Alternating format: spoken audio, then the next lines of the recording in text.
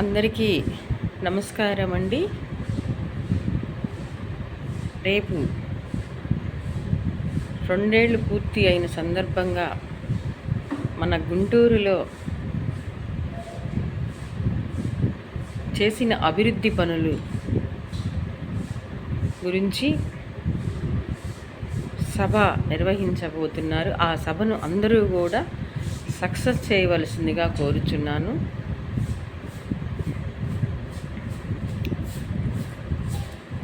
మన పాలకులు అభివృద్ధియే ధ్యేయంగా పనిచేస్తున్న ప్రతి పాలకుడికి కూడా నా అక్షర అభినందనలు తెలియజేస్తూ, ఈరోజు నేను నాకు జన్మనిచ్చిన అమ్మ ఊరు సజ్జాపురం, మా అమ్మమ్మ వాళ్ళది. అక్కడ అమ్మను పెంచిన మేనమామలది సొంత మాగులూరు. ఆ ప్రాంతాలకంతటికి కూడా మన గొట్టిపాటు రవికుమార్ గారు అక్కడ, మా అమ్మ కూడా గొట్టిపాటు వారు ఆడపడిచి మంత్రి గారి నియోజకవర్గానికి వెళ్తున్నాను ఈరోజు. నేను ప్రకాశం జిల్లా ముద్దుబిడ్డ మా అమ్మ, ఆమె జన్మని బట్టే నేను మీ అందరి మీద అక్షరాల కవయిత్రిగా ఎంతోమంది మీద, నాయకుల మీద వ్రాశాను నేను. అయితే నా మనసుకు మాత్రం చాలా బాధ అనిపిస్తుంది. 30 years పార్టీలో భార్యాభర్తలు ఇద్దరం కష్టపడ్డాము. ఒక సాహితీవేత్తకి ఇచ్చే విలువ మాత్రం మన జిల్లాలో, మన ఆఫీసులో జరగట్లేదు. ఇది బాబు గారి దృష్టికి నేను తీసుకెళ్ళదలుచుకున్నాను. బాబు ఇక నేను అసలు ఆఫీసుల దగ్గరకు కానీ, జిల్లా అధ్యక్షుడు మంచోడే పాపం అన్నాయి, ఏదన్నా పదవి తీసుకొచ్చుకమ్మా అప్పుడు నిన్ను పిలుస్తాను. అదేంటన్నా నాకంటే వెనకమారలు వచ్చిన వాళ్ళని, అసలు అందులో నేను సాహితీవేత్తని, ఇంతమంది మీద వ్రాసిన మనిషిని, ఇన్ని పోరాటాలు చేసిన మనిషిని అంటే ఏదన్నా పదవి తెచ్చుకోమ్మా నిన్ను పిలుస్తాను అన్నట్టుగా అన్నాడు. నాకు అప్పుడు ఎంత బాధ వేసిందంటే, ఇన్నాళ్ళ నా పోరాటం ఏమైంది పార్టీకి, నేను కానీ నా భర్త కానీ కష్టపడింది.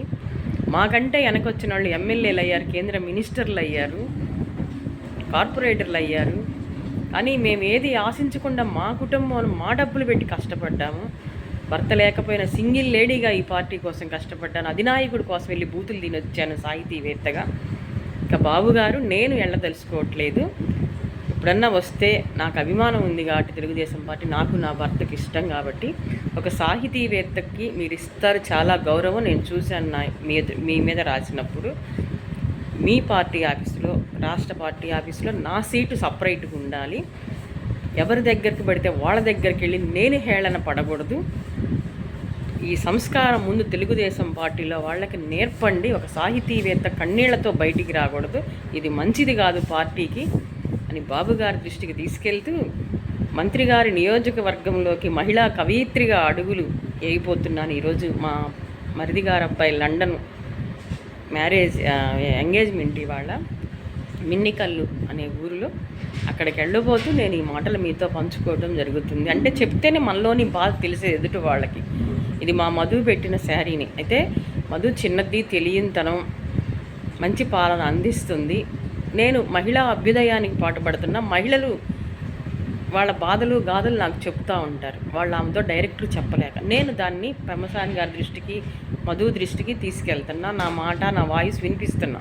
నేను బాబు గారిని కూడా అన్యాయం జరిగేటప్పుడు ప్రశ్నిస్తూనే ఉంటా, ఎందుకంటే పార్టీ బాగుండాలని. అది మీరు నన్ను అర్థం చేసుకోకుండా నన్ను పబ్లిక్లో హేళనగా, ఎగిలిగా విదిలించుకుంటా, నాకు అది అస్సలు నచ్చలేదు. చాలా బాధ అనిపిస్తుంది మనసుకి. ఇది ప్రజలందరికీ తెలియాలి, బాబు గారి దృష్టికి కూడా తీసుకెళ్తాను. మీ అందరికీ నమస్కారాలు, ధన్యవాదాలు. మీకు శుభాభినందనలు తెలియజేస్తూ, రేపు సభ అందరూ పేరు నాయకులందరూ సక్సెస్ చేయాలని. ఆ సభకు మాత్రం నేను రాను, ఎందుకంటే ఒక సాహితీవేత్తను, పవిత్రమైన అక్షరాలు రాసే తెలుగు భాషా కవయిత్రిని. నేను వచ్చి ఈ పాలకుల మధ్య హేళన పొందలేను, ఇక నా వల్ల కాదది అని తెలియజేస్తూ, ఇది మీడియా మిత్రులకు కూడా నేను పంపిస్తాను.